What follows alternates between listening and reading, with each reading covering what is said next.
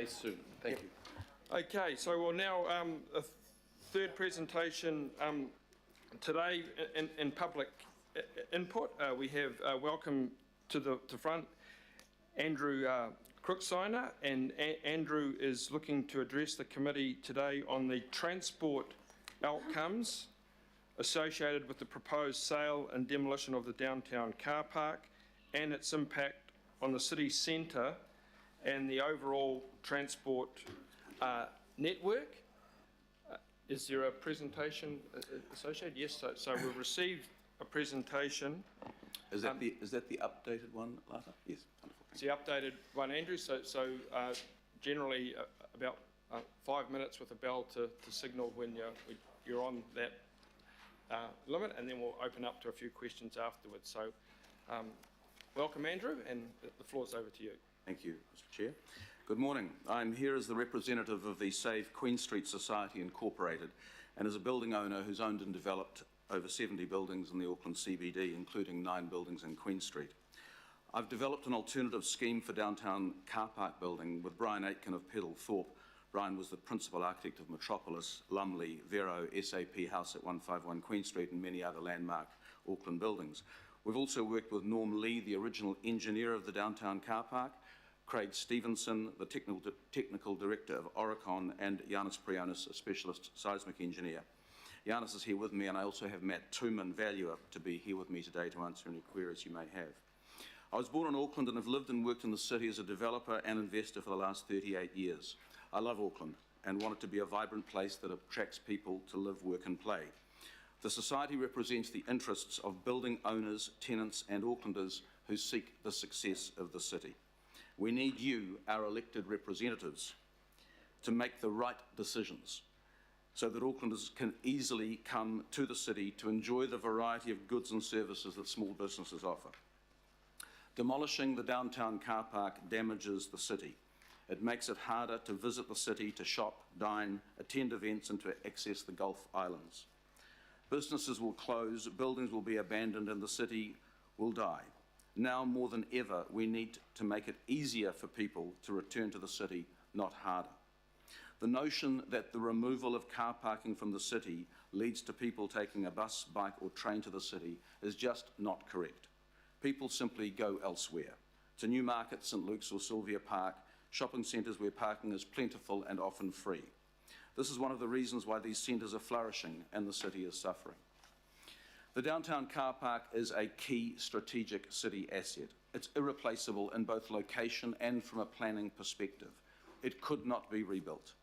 It is the central hub of the ferry, bus, train and CRL network. Quality, livable cities give people options, including car parking. The best global cities have car parking in their central transport hub. If you live in many parts of Auckland, there are no good public transport solutions. People need to be able to drive to and from and park in the city, especially when the public transport system is so incomplete, unavailable and unreliable so much of the time. We'll improve it. I firmly believe that many of the decisions that were made by the previous council were wrong, and their impact has caused significant damage to the reputation and the success of the city. The decision to sell and as part of that sale seek the demolition of the downtown car park is one of those wrong decisions. There were 3 main drivers for the original decision by the previous council to sell the downtown car park.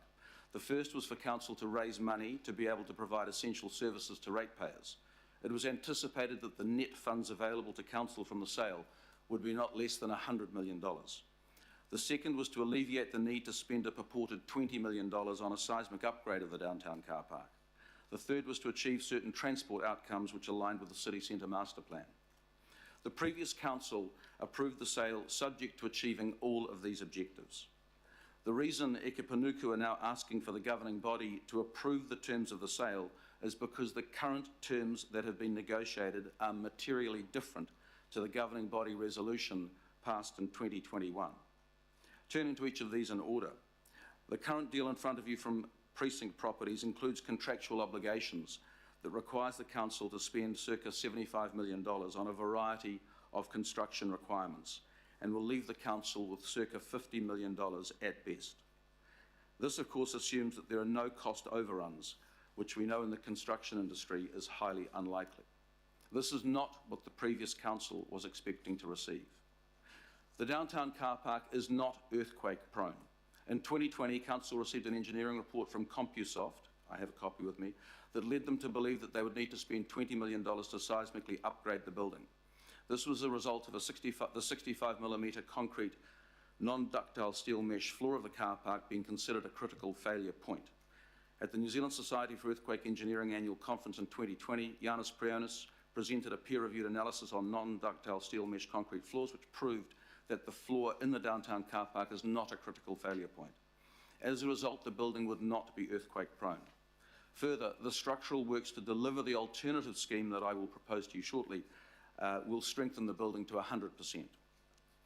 The final impetus for sale was to achieve certain transport outcomes, including a bus and flexible multimodal transport hub. AT's very strong advice at the time was that short-stay public parking should be an essential component of the sale as a strategic transport outcome. However, the previous council voted against that advice, and as a result, it was not included as a requirement. The previous council would not have agreed to the terms of the deal that is on the table at the moment, and neither should you.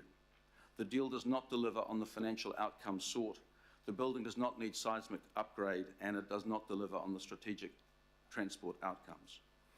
Pursuant to Section 77 of the Local Government Act, it is your obligation as our elected councillors, when selling council land, and I quote, to seek to identify all reasonable, practicable options for the achievement of the objectives of a decision, and to assess the options in terms of their advantages and disadvantages. I have an alternative proposal which delivers a very significant financial benefit to council and ratepayers and fulfills the vision articulated in the City Centre Master Plan.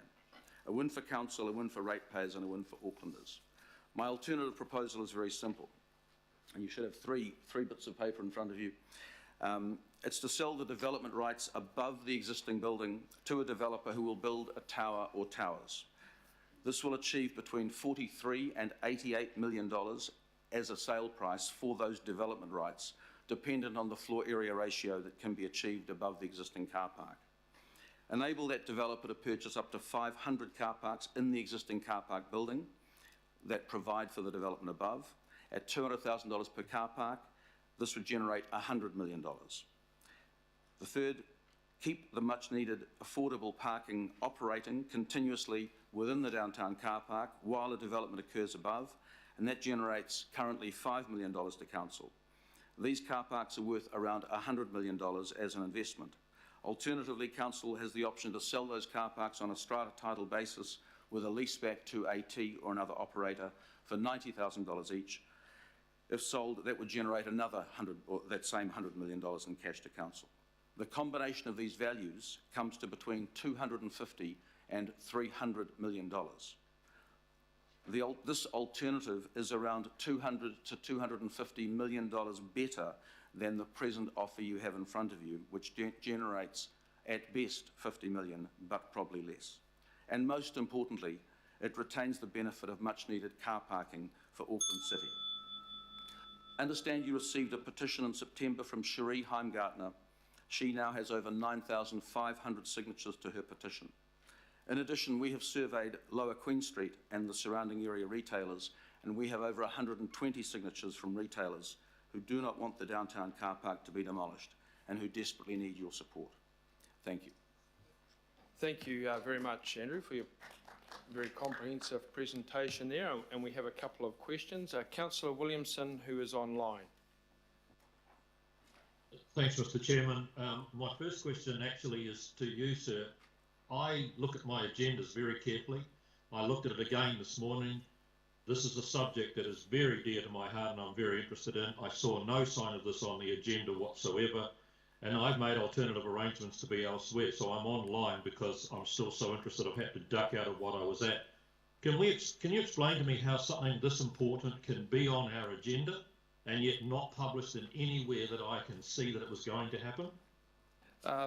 When it comes to public input, applications that come in a little later in the print process don't get captured for print. So that was the case with this one as a consequence of a variety of factors. So that's why it's not there in black and white. But we put add-ins to the agenda all the time on Nexus. Why could this not have been added on so someone could see that this was happening? I thought you were talking about the paper copy, but... No, the Nexus, the online system, which would hopefully update. I mean, Mr. Crooksima must have known at least yesterday that he'd been allowed to come. How come even this morning at 9 o'clock it's still not shown as being available? Yeah, okay. I think we can deal with that with the committee secretaries afterwards. I haven't got an answer to the Nexus thing. Okay. All right. Well, look, I've got some questions, and I think the first one to Mr. Crooksima goes along the lines of, how on earth do you calculate the value of the air rights above such a building? Because it just seems to me to be the most complex thing to try and do. Thank you for that question. It's actually incredibly simple. The amount of developable area that one can build is the determinant of the value per square metre of that land, and that goes for land on the ground or land in the air. So if you take the total, there is a maximum floor area ratio currently in the district plan, although that is likely to be amended, of 13:1. And if you take 13:1 times the land area of 6,442 square metres, you get to a certain area of 83,750 square metres. If you deduct the existing area of the existing downtown car park from that of circa 50,000 square metres, you end up with about 33,000 square metres available to be built above the car park, and that's a minimum in reality. If you take that 33,000 square metres and you multiply it by $2,000 per square metre of buildable area, which is what the value of it is, because you're building something, let's say you're building an office building, you're going to rent it for $900 a metre, you're going to sell it for $18,000 a square metre at a 5% cap rate. So you're going to pay $2,000 for the rights to build it. You might spend $5,000 a square metre building it, that's $7,000, plus other costs might be $10,000, and it might be worth $18,000 at the end of it. So that's the math. So if you take 33,000 metres times $2,000 per square metre, that's about $66 million. And then the valuer has looked at the reduction from that, because you need to build a concrete podium effectively above the top of the car park. You build a 3 to 4 metre thick concrete podium, or you can build it also in steel. That has a cost, and we've costed it with our quantity surveyor, of $21 million. So if you take circa $65 million minus $21 million, you end up with a residual land value of the development rights of about $43 million. So I guess the next question, because it does seem like castles in the air stuff, is it practical to actually do this, and has it been done elsewhere? Because building on top of something that's already there seems amazing. Yes, so it has been done many, many places in the world. I have a slight problem. I'm incapable of operating this particular device, and wondering if somebody can give me a hand to... I'm clicking away, but nothing seems to be happening. Yes. Are you...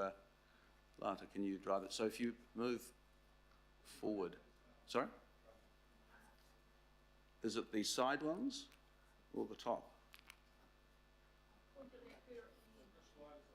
Sorry? Yeah, so I'll just run through these. So that's the 122 retailers. That's the valuation. If we just move on. Next one, please. Okay, so these are podium tower examples around the world. Sao Paulo, National Bank in Melbourne. If you just flick forward, Lata. Other podium tower examples, just flick, there's about 6 or 7 pages, all over the world. So it's a very common thing. It's done in Australia, it's done in America, it's done in Asia, it's done in South America, Pacific Place in Hong Kong. It's a very common thing to do, to build over the top of a building. And in simple terms, you run columns down through the building, and that holds a very heavy concrete pad up in the sky. And on top of that, you can build anything. You don't need to, the buildings that sit on top of that sit independently of the building below. As it happens, the structure that you would put through the building to hold that structure up, that actually ends up creating a very good seismic brace for the existing building, which is why the existing building then easily gets to 100% seismically. Councillor Okay, Fletcher. and last question for you. Yes. What is it you're actually asking of us today? Because it's a great presentation and it's quite exciting, but what is it you're asking us to do? Councillor, I'm asking you to not sell the downtown car park to Precinct because they want to demolish it. I'm asking you to keep the downtown car park operating, keep 1,200 cars for long-term public parking, and sell the development rights either to Precinct, who are a perfectly good developer, or to a third party. And when the building was originally tendered, because there are rights that Precinct has as owners of the surrounding downtown buildings, where the council have to provide those car parks to them that they have the rights to in the building, it was a very uncompetitive tender process. Nobody other than Precinct was able to bid on that building if it requires demolition. If you don't require demolition of the downtown car park, any bidder can buy the building, because if you leave the car park there, you can continue to provide the car parking to Precinct that contractually the owner of the building must do, and then anybody is free to build on top. I think Precinct are a good buyer, but they should be buying the air rights and develop on top, not demolishing the car parking and damaging the city. They care about their patch, which is below Custom Street, and they own a number of buildings there. They have no care in reality for the rest of the city, and as a commercial entity, they should be seeking to benefit themselves. And so they, for example, have bought the Viaduct car park next to the downtown car park because they know that they need parking for their development. But you are, by letting them demolish the building, taking away that parking for the rest of the lower part of the city. Many of those buildings are character buildings, and they have no parking and are unable to have parking. And so by taking the car parking away from that bottom end of town, you damage the utility of those buildings, you make it impossible for office workers that have to drive in to be able to do so, and you reduce the ability for people to shop and dine in that area because there's nowhere for them to park. Councillor Fletcher. Morena, Mr. Crooksina, it's a pleasure to have you here today. You've been to the forefront of the importance of beauty in public spaces in Auckland, and we thank you for your service there. But my specific question is that you're here about transport today, and so much about transport now is about quality environments. Will you outline how your proposal might enhance positive environmental outcomes specific to transport? It would be helpful if you could give us some intel on that. Thank you, Councillor. So if you take a very large structure like the downtown car park out of concrete and you demolish it, the amount of embedded carbon that you are taking away is enormous. There's 500 years of green building that you are immediately destroying by demolishing that car park. The Precinct proposal demolishes that car park of 1,944 cars, and it digs a massive hole in the ground and puts 740 cars under the sea level below ground in what is reclaimed land. That is a massive environmental disaster, actually, because you are digging up a huge amount of material, having to take it somewhere, the transport of that material back and forth, the transport, the tens of thousands of trucks that will have to transport the material from the downtown car park to landfills around Auckland. You know, no matter how green a building, no matter how lovely a building you put from an environmental perspective, it'll be 500 years before you repay the damage that you do by the demolition of that car park. The greenest thing to do in this world is to reutilize existing buildings. The greenest thing to do in this world is to make existing things reformatted and changed to be able to cope with the future that we seek. So sorry. I have a second question that I want to follow on with. I mean, it's all very well to put these things up to us, but do you have any specific or formal plans for this that would give credibility to what you're presenting to us today? We do. We've, if I can, sorry, maybe flick forward. In there should be, yeah. So we've taken, and don't look at the design of this because we have not. We've taken the Precinct Tower proposal that you will have seen, and taken the exact same building footprint and attached it onto the existing downtown car park. So this is not our design exercise. This is Precinct's design that they're asking you to commit to, and simply leave it, putting it on top of the downtown car park. And that's the two buildings that they had proposed. That's how they would sit on top of the downtown car park, and as one sits over the laneway that precinct control next door, but it could easily be moved to the left. We've done a full seismic and engineering scheme that shows that those buildings that they've designed can sit on top of the existing downtown car park. And if you just run through that, Lata, please. So that, if you stop at that, so that's an image, that's those buildings modelled on top of the downtown car park. As I said, I think they could be much more beautiful. And I would say to you as councillors, you have an opportunity to make sure that whatever buildings are built on this very significant site in Auckland are iconic and are beautiful. And I've seen the buildings that have been proposed by Precinct, and they are at best ordinary, and they don't in any way enhance the city. You know, if you look at the Opera House in Sydney, the Eiffel Tower in Paris, Bilbao, you know, the Guggenheim, these are cities that have made it their business to ensure that there are iconic buildings built. And those things actually create the vision of a city. They spend more than AT can ever spend on marketing for a city. And this building, this site is an opportunity for council to make sure that something truly iconic is built. That's not, and you know, this is not iconic what's been put here. This is merely mimicking the modelling of buildings the precinct has put up previously. Thank you, Chair. There are other questions, but they're more appropriate for the governing body. I think you've attracted quite a bit of interest here, Andrew. So there's people have expressed interest. If you don't mind people asking questions now, if you could expedite them, please. We've got Councillor Darby, Councillor Lee, Councillor Sayers, and Councillor Walker. So we're sort of getting on time. Thanks for your presentation. Andrew, just first question, I've got a couple of questions. You're not suggesting that's architecture, because that's not architecture. That's not architecture. This is a Balkan location model that mimics the precinct Balkan location. That's all. Okay, good. Just that one's out of the way. Hey, just in terms of, you know, we went through a transparent process as council needs to do. We sent out an EOI, expression of interest, to the market.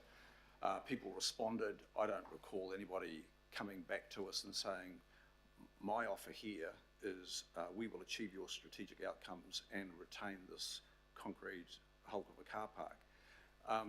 So we undertook a transparent process. Did you participate in that process?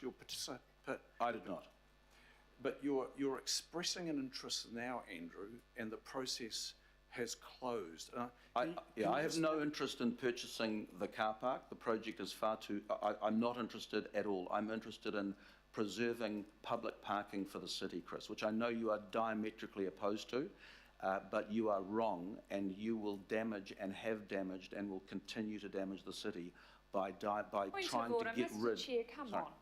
By trying to get rid of parking. To just go. My apologies, I'll answer your question, Chris. Sorry. So just in terms of process then, Andrew, you've been in this business a long time. You've got a lot of experience in the commercial sector. If your company was developing a property and you'd struck an indicative, you know, a deal with the council, and then the council reneged on that contract, because there is a contract of form to date. I understand. That company has made announcements to the market because they're a publicly listed company. What would your company do to the vendor when it reneged? You've got a lot of experience here, Andrew. Sure. What would you do? So property law is extremely clear and very simple. Unless a contract in writing is executed by both parties that defines with clarity exactly what the deal is, there is no ability to sue another party. So Precinct have no ability to sue the council on any basis. As it happens, I was at their AGM a couple of days ago. They made no announcement at their AGM about their proposal for the downtown car park. You have no liability, and I know it's been put... And if you don't mind, I think I've just sort of had advice from a director. I think if we just steer away from some of the legalistic transactional issues, if you don't mind. Point of order, Chair, that has been brought up earlier. I think this whole process is a little bit... I haven't seen this type of thing happen before. I don't know, Barry, if this... Well, it's a point of order on clarification that I've not seen someone come and propose. If I could just finish, so I'll take your point. So we've discussed the matter. We want, as Andrew knows, we want to stay away from any commercial aspects of the agreement. That's not appropriate. So if we could bear that in mind, Councillor Darby, have you got another question to finish off there? So I'm only talking about things that are in the public domain anyway. I'm not going into any words of contract, and Andrew is responding because he's got some experience in that area. I don't think anything I can say, problematic.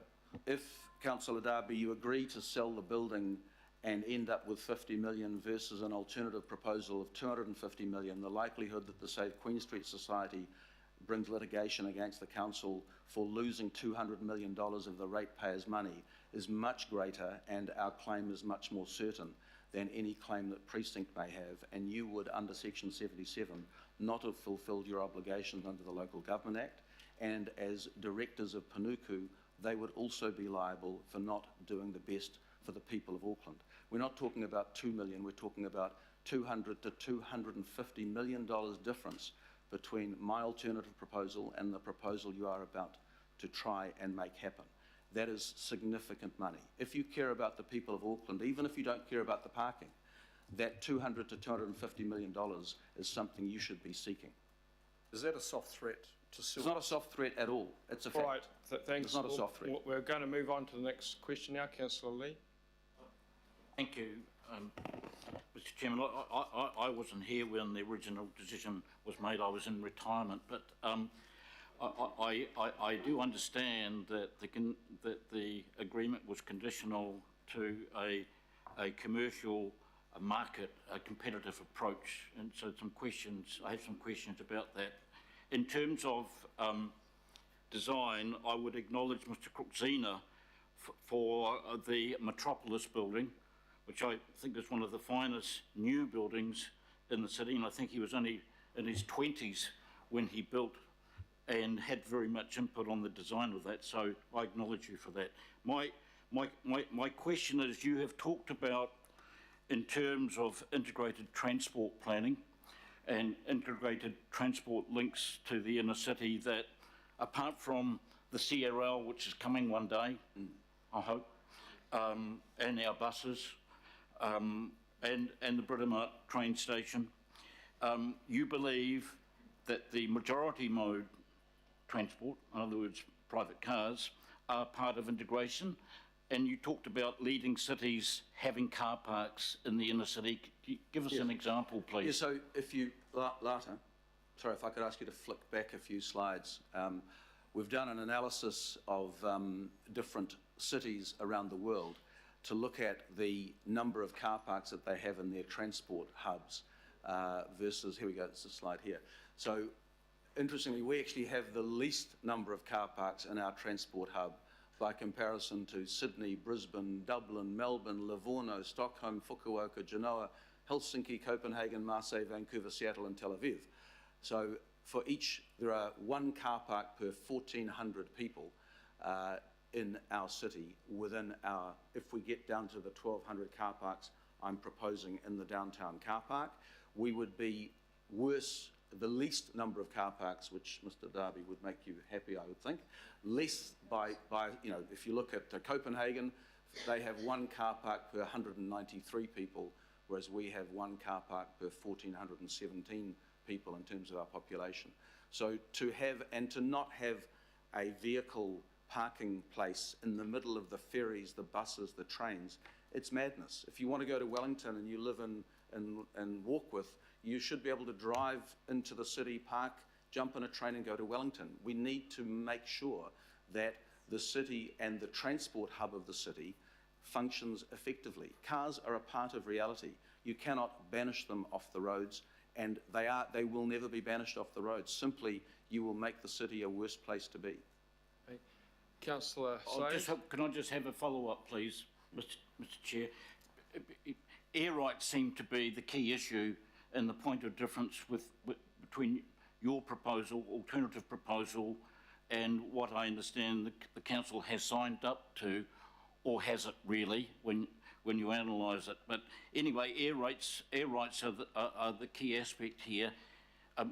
Are you saying in effect that the present deal means selling the air right, or selling the building, but actually giving the air rights away gratis, and those air rights will be used by the developer and they won't have to pay for them. Is that how it works? Well, no, not really. I mean, if you buy a building and pull it down and build a building, the rights to build relate to the land area. So you're selling them the land effectively. They're demolishing the building, digging a huge hole in the ground, filling it with car parks, 740 of them, starting from ground, building a couple of podiums and some towers. So that's a 5-year project. Building on top of here is a 2-year project, number one. So you have 3 years less disruption in the city, but that's not your question. You're not giving it away for free. You're at the price you're selling that car park to Precinct for is so cheap it is comical, right? The amount you're receiving for it is so cheap it's comical. There are 1,950 car parks. So Andrew, we'll just steer. We'll just keep the transport. I think the key thing is that there's a $200 to $250 million difference between selling to Precinct as it is presently proposed and this alternative proposal. Got it. Thank you very much. Okay, final question, Councillor Sayers, on transport. Yeah, I think we'll. I think we've had a good go, Councillor Walker.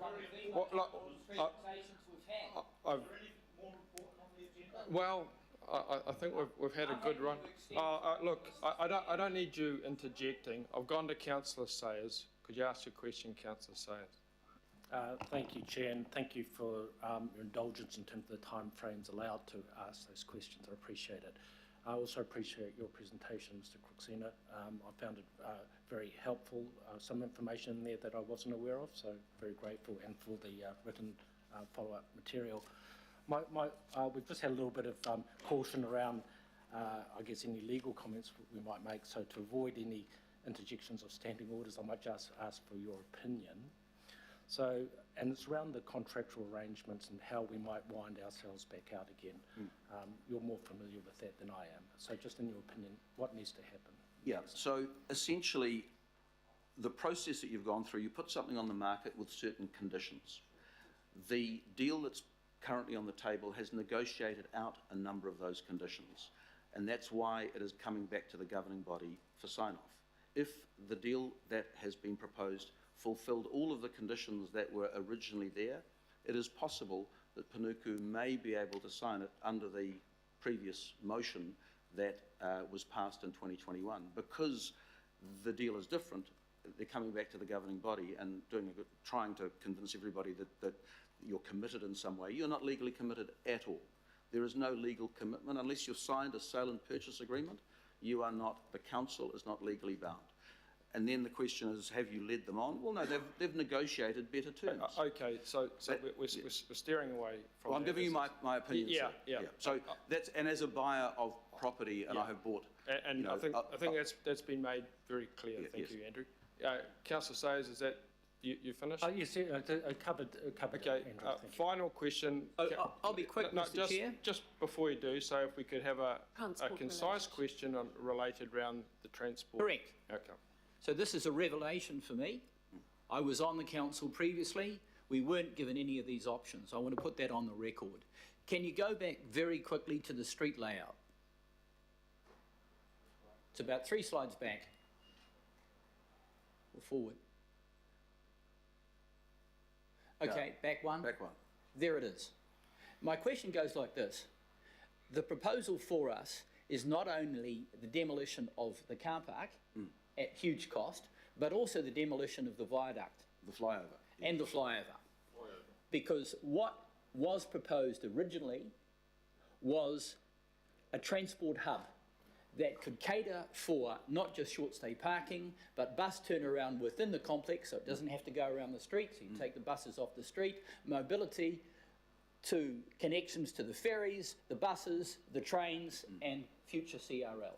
All of that is gone in the present proposal. And is all of that possible in your proposal in respect of the multimodal hub? You could do that within the existing building if you needed to, if you wanted to. Okay. Thank you, Mr. Chair. We need to see this. We didn't see it before. It's a huge saving. We would be taking a retrograde decision if we didn't do it, and it would Right, be a yeah, revisitation of the civic administration disaster. So, thank you, Andrew. It's certainly evoked a great deal of interest from the councillors. I look for someone to move that we receive Andrew's presentation today. Councillor Lee, seconded by Councillor Fletcher. It's been moved and seconded. All those in favour? Against?